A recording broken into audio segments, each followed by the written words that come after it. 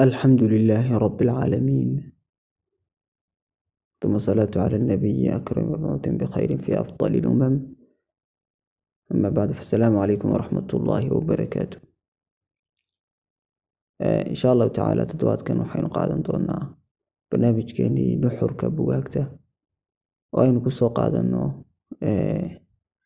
bugaagta aynu isleenahay si uun baynu nolosheena u anfacayaan oo waxbaynu ka faa'iideynaa, hadday noqoto dheeg dhaqaale iyo hadday noqoto dheeg dhaqan, hadday noqoto dheeg afeed iyo hadday noqoto dheeg taariikheedba, iyo hadday noqoto dheeg ganacsi iyo xadaarad iyo horumar, iyo hadday noqoto dheeg diineed iyo maadiba labadaba.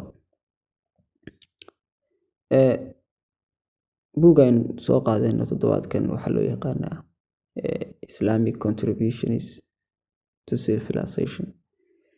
buuggan waa buug yar oo kooban. waxaa qoray nin loo yaqaano u dhashay waddankan Mareykanka oo loo yaqaano Stanwood Cobb. waxaan filayaa inuu dhashay 1891 u dhashay.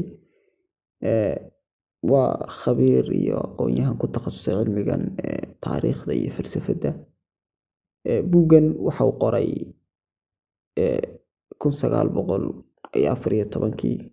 waxa uu ku dhex noolaa markaa oo la soo tacaamulay oo ku dhex noolaa dadkii atraakta ahaa markay jirtay khilaafadii alkhilaafa alcuthmaaniya markay jirtay, ayuu dadkii turkida iyo atraakta uu ku dhex noolaa.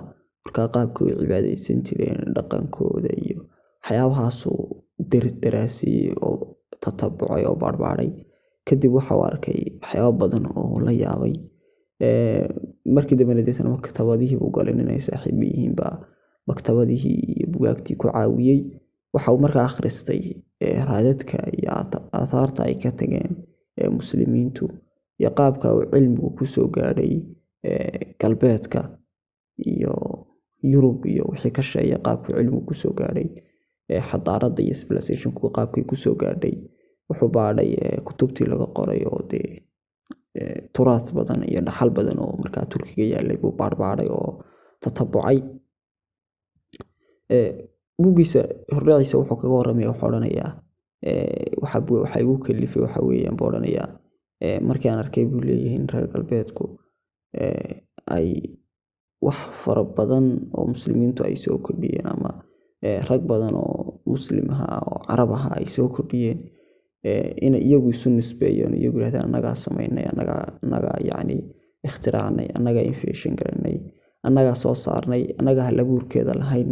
marar badan oo ay sheegteen oo ay markaa xaqii muslimiinta ama raggii waxa ikhtiraacay ay duusiyeen, waxay u kaliftay markaas inaan wax ka qoro oo wax ka idhaahdo waxyaabihii ay muslimiintu kusoo kordhiyeen adduunka iyo caalamka.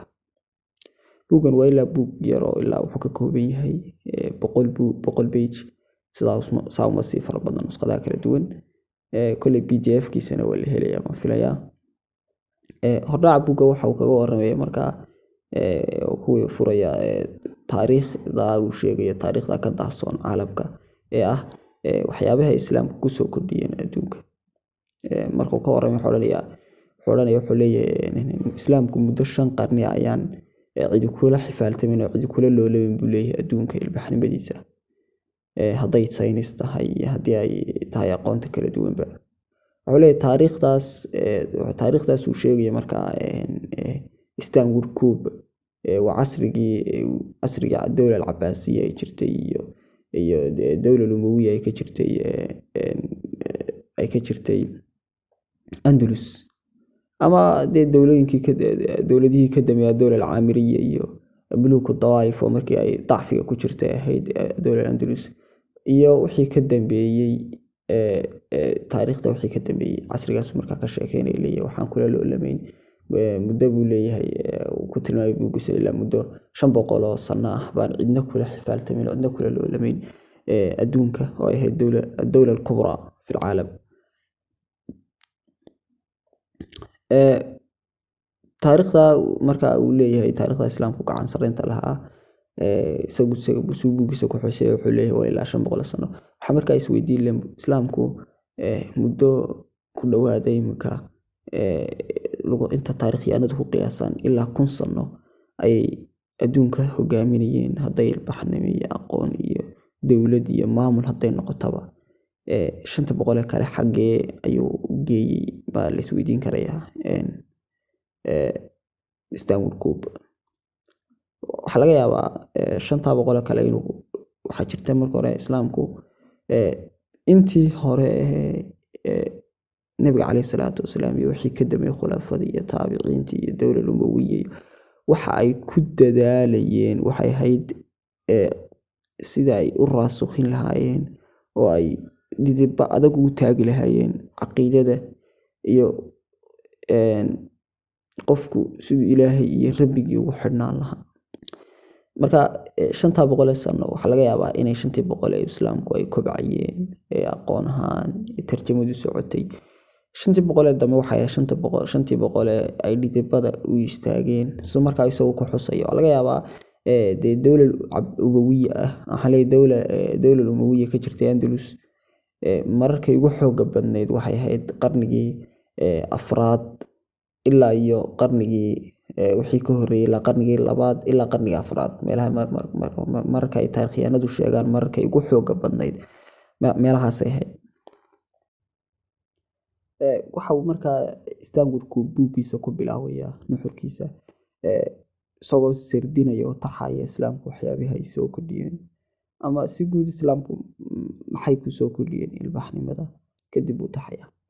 Intaan u gudbin markaa waxa uu soo kordhiyay waxa isweydiin islaamka waxyaabo badan buu ka sheekeyn doonaa. Wuxuu ka sheekeyn doonaa cilmiga dhakhtarnimada maxay ku soo kordhiyeen, cilmiga dhaqaalaha maxay ku soo kordhiyeen, cilmiga astronomiga ama cilmiga loo yaqaan cilmiga falaga maxay ku soo kordhiyeen, cilmiga juqraafiga maxay ku soo kordhiyeen, cilmiga chemistry-ga maxay ku soo kordhiyeen. Cilmiyo badan buu ka warrami doonaa. Aqoonta iyo kitaabada iyo maktabadaha maxay ku soo kordhiyeen. Intaan waxa uu gudbin markaa maxaa u suurtageliyay waa la socon karaya. Waxyaabaha intaajadka ballaaran ee shaamilka ah ee dhamayska tiran dheeg walba nolosha taabanaya. Waxyaabaha u fududeeyay waxaa ka mid ah caqiidada islaamka oo islaamku wuxuu ku baaqayaa oo ku yeerayaa in ilaahay subxaanahu wa tacaala keliya la caabudo, isaga keliya cibaadada loola niyoodo, isaga keliya cibaadada loola qasto.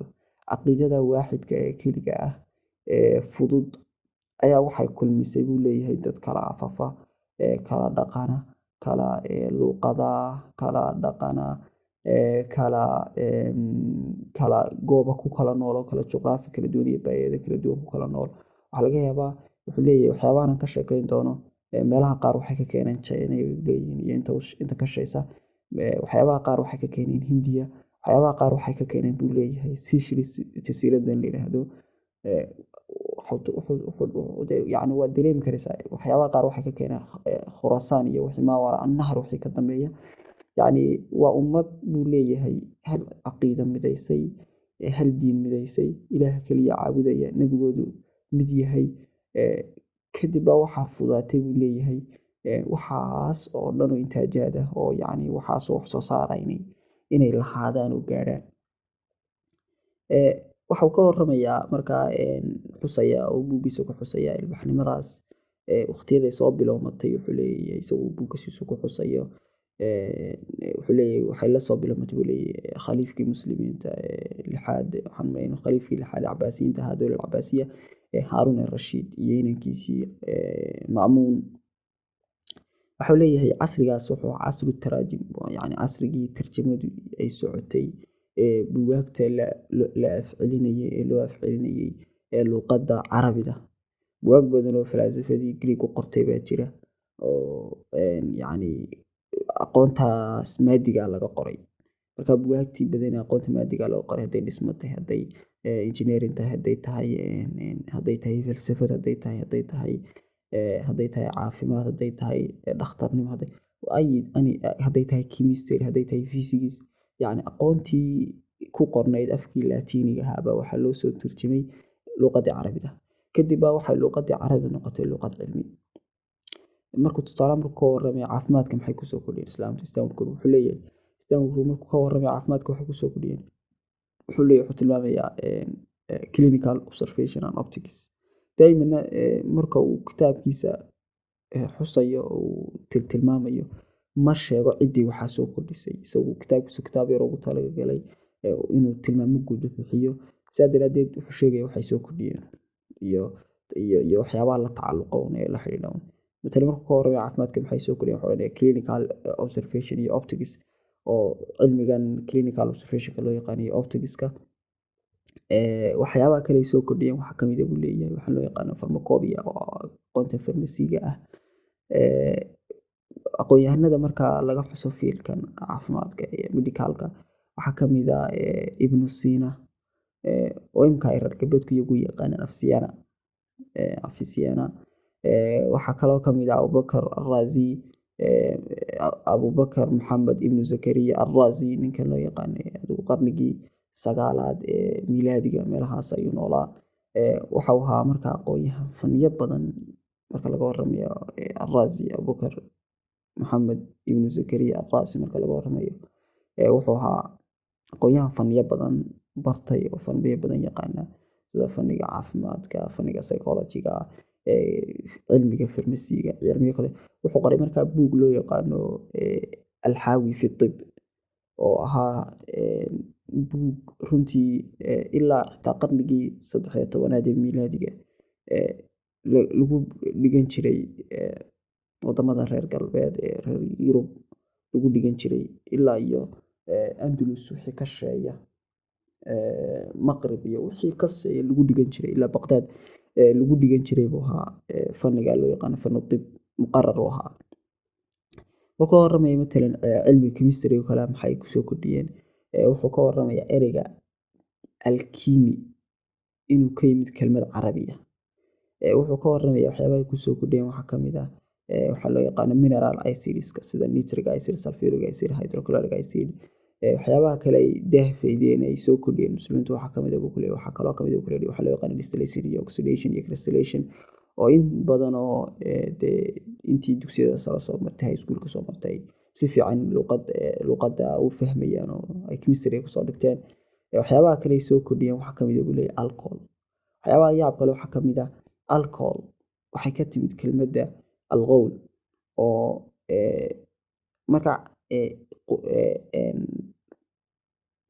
kelmadda alqowl ooyinka ayaanay waxaanay kelmadda laatiin ahaan baan ooyin ku jirin sidaa daraadeed ba waxay u bedeleen z maxay markaa noqotay alcohol bay noqotay calalasaf carabtiina may sodhan kelmaddii asalkeedu wuxuu ahaa alcohol asalkeeda carabi buu ahaa oo alqowl buu ahaa oo asalkii umay tarjumin laakiin markay turjumayaan waxay u turjumaan alkaxuul يعني الكحول مركب مثل الكحول يمكن مركب جلسيد ترانسليترka ama adbaadid carabi istaad wareeji alkaxuul baad ku arkaysaa laakiin asalkeedu kelmadda soo tilmaamayay isagoo aqoon badan ay tilmaamaysaa araaqada sarjaan iyo culimo badan ay tilmaameen kelmadda asalkeedu wuxuu ahaa law kadib marka ay kari waayeen qooyinkii ay u bedeleen halkii qooyinka si ay ku bedeleen marka ay noqotay alcohol waxyaabaha kale ay soo kordhiyeen waxaa kamid ah buu leeyahay waxaa loo yaqaano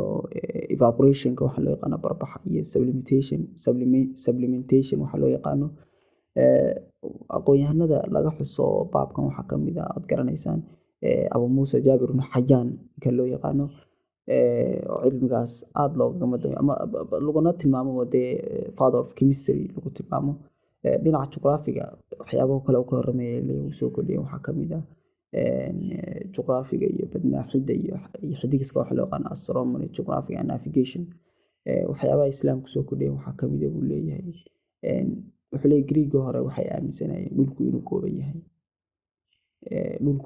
inuu gooban yahay laakiin wuxuu leeyahay may aqoon buu leeyahay Istanbul koob cabirka saxda ah ee dhulka muslimiintu waxay soo saareen buu leeyahay islaamku ay soo saareen cabirkii saxda ah ee dhulka waxay kaloo ay dhidbaha u taageen waxa loo yaqaano dhigaha iyo loolalka latitude and longitude waxa kaloo ay sameeyeen buu leeyahay waxaan loo yaqaano compass ama jiheeya waxaynu naqaano waxay sameeyeen buu leeyahay astrolabe qalab loo isticmaalo markaas qalab loo isticmaalo xidigaha lagu baaro waxyaabaha kale ay muslimiintu soo kordhiyeen waxaa kamid ah cilmiga xisaabta.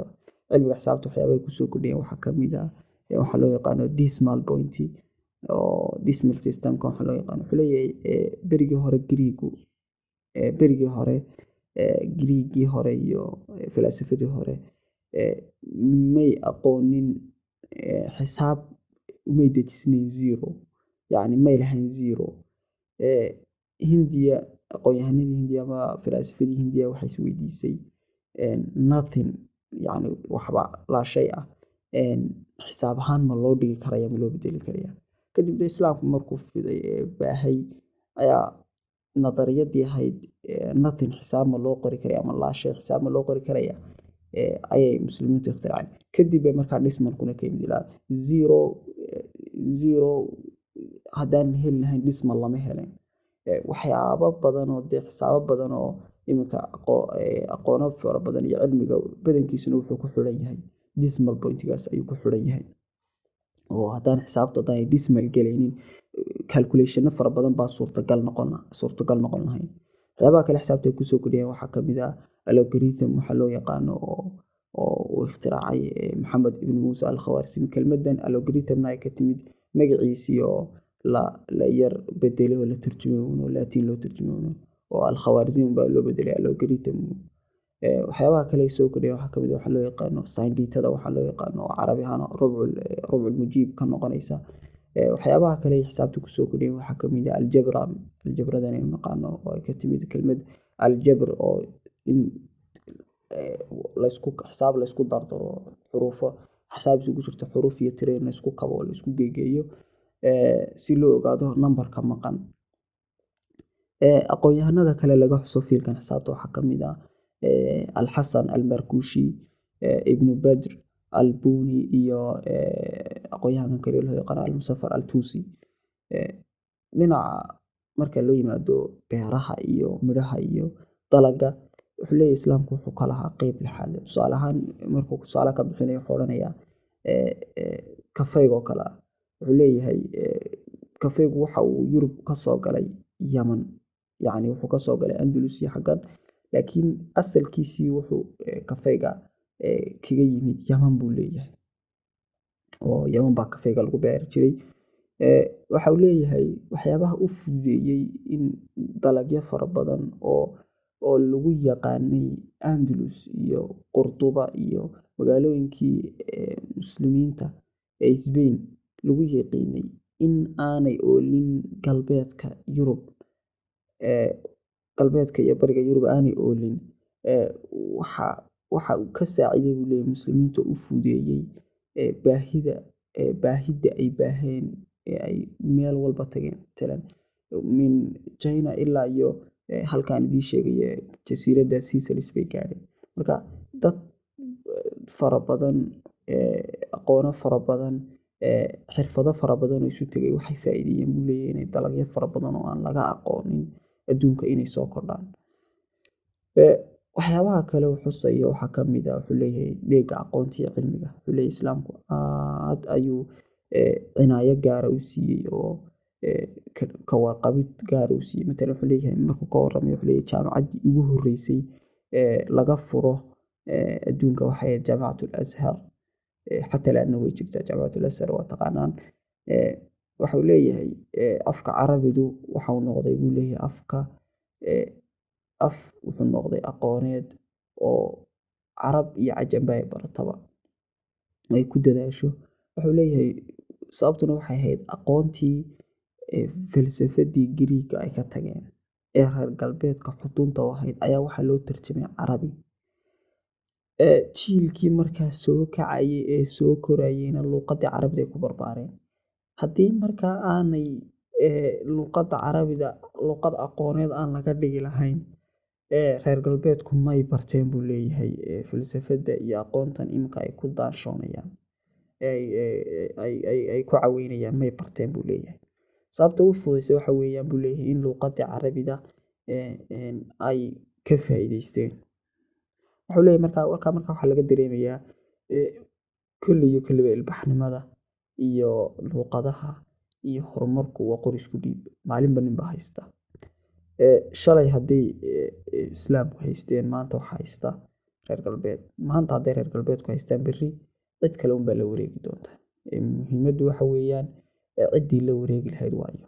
Wuxuu ka warramayaa waxaa loo yaqaan, wuxuu ka warramaya maktabadihii islaamku ka warramayaa, sida wuxuu ka warramaya Baytulxikma oo Baqdaad ku taallay, Maktabatul Umawiya buu ka warramaya oo Andalus ku taallay, maktabad badan buu ka warramaya oo dee aynu ognahay halkay ku dameeyeen. Oo maktabad matala Baytulxikma oo kale ah dee waxaa baabi'iyey nimankii Tataarka ah ee Mongolianiskii baa baabi'iyey. Intaasaan jecelahay inaan kusoo afmeero oo kusoo gabagabeeyo nuxurka buuggii 11aad ee barnaamijkeenii nuxurka buugaagta.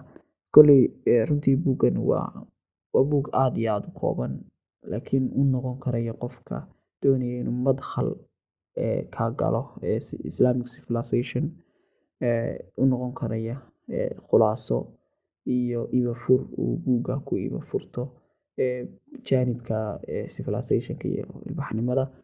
Intaasaan jecelahay inaan kusoo gabagabeeyo. Asalaamu calaykum waraxmatullaahi wabarakaatuh. Ashhadu an laa ilaaha illaa anta subxaanaka allahumma wabixamdika ashhadu an laa ilaaha illaa anta astaghfiruka wa atuubu ilayk.